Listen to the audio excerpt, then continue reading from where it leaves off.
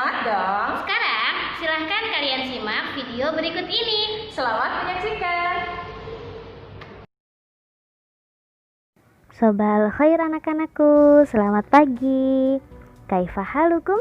Alhamdulillah, luar biasa, Allahu Akbar. Hari ini kita akan mempelajari mata pelajaran fikih. Bab 3, materi tentang mandi wajib setelah haid. Apa saja yang kita akan pelajari hari ini? Yang akan kita pelajari hari ini diantaranya ada pengertian haid. Apa sih yang dinamakan dengan haid? Yang kedua, ciri-ciri haid. Yang ketiga, waktu keluarnya haid. Yang keempat, larangan bagi orang yang sedang haid. Yang kelima, hal-hal yang diperbolehkan bagi wanita yang sedang haid. Dan yang terakhir, hukum dan tata cara mandi wajib setelah haid. Baiklah, sebelum belajar, marilah kita sama-sama membaca doa. Berdoa dimulai. Bismillahirrahmanirrahim. Rabbi zidni ilman warzuqni fahman waj'alni minas sholihin. Amin. Pengertian haid. Haid adalah darah yang keluar dari kemaluan perempuan dalam keadaan sehat, bukan karena sebab, dan keluarnya pada waktu tertentu.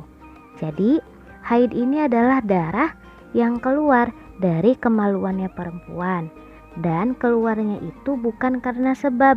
Sebab di sini adalah bukan karena luka, bukan karena keguguran, bukan karena melahirkan. Jadi dalam keadaan sehat dan keluarnya itu pada waktu tertentu. Biasanya keluarnya pada 1 bulan 1 kali. Lalu bagaimanakah ciri-ciri darah haid? Ciri-ciri darah haid. Darah haid itu berwarna merah, kehitaman, dan kental. Nah, darah haid biasanya keluar pada perempuan yang sudah berusia 9 tahun atau lebih. Nah, lalu bagaimana jika ada perempuan yang usianya belum 9 tahun tapi dia sudah keluar darah? Apakah disebut dengan darah haid? Bukan. Nah, jika ada perempuan yang usianya belum 9 tahun namun dia sudah keluar darah dari kemaluannya, bukan disebut dengan darah haid, melainkan darah penyakit. Darah haid biasanya keluar pada usia 9 tahun atau lebih. Masa atau waktu keluarnya haid. Darah haid keluar minimal atau paling sedikit 1 hari 1 malam, dan maksimal itu 15 hari 15 malam. Namun pada umumnya darah haid itu keluar biasanya 6 atau sampai dengan 7 hari. Apabila seorang perempuan mengeluarkan darah dari kemaluannya hingga 15 hari lebih, maka disebut dengan darah istihadoh. Darah istihadoh itu disebut dengan darah penyakit. Perempuan yang sedang haid itu dalam keadaan tidak suci. Nah, oleh karenanya perempuan yang sedang haid itu ada larangannya. Nah, larangan bagi orang yang sedang haid diantaranya adalah yang pertama, dilarang untuk sholat, baik itu sholat sunnah, baik itu sholat wajib. Nah, yang kedua dilarang untuk puasa sunnah ataupun puasa wajib. Yang ketiga dilarang untuk tawaf. Tawaf itu mengelilingi Ka'bah sebanyak 7 kali. Dan yang keempat, dilarang menyentuh dan membaca Al-Quran. Dan yang terakhir, dilarang untuk masuk masjid atau i'tikaf.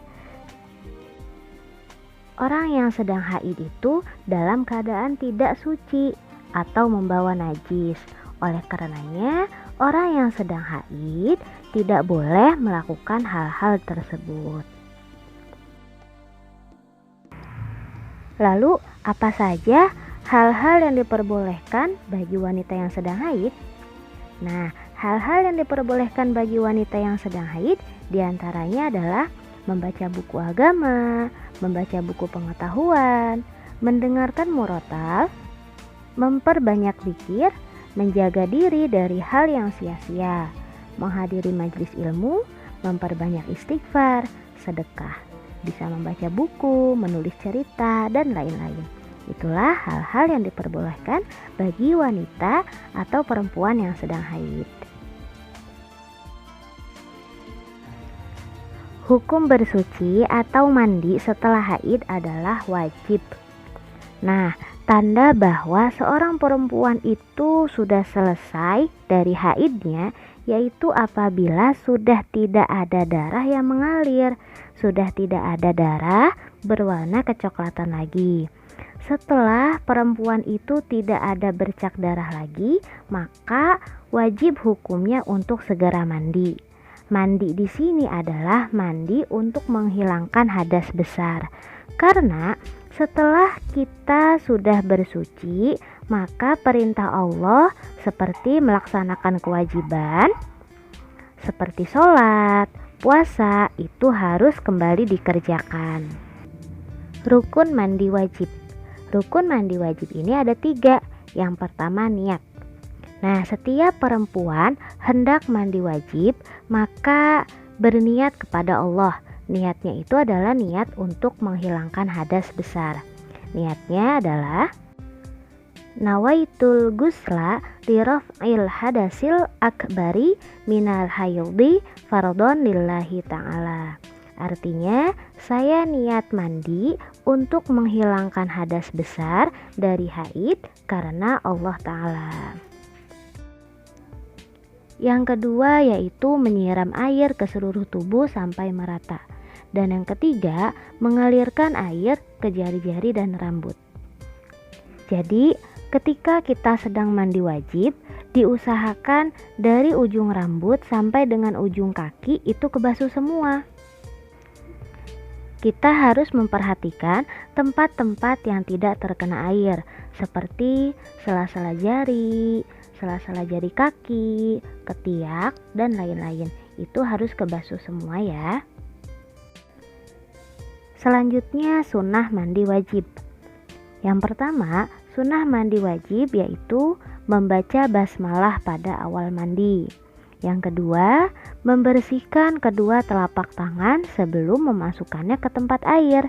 Yang ketiga, berwudu sebelum memulai mandi wajib. Yang keempat, memulai dengan menghilangkan kotoran terlebih dahulu, yaitu istinja. Dan yang terakhir, mendahulukan anggota badan sebelah kanan. Itulah sunnah daripada mandi wajib. Tugas kalian yaitu kerjakan latihan di buku paket pada halaman 60 sampai dengan 64, bagian A dan B-nya saja. Semangat mengerjakan!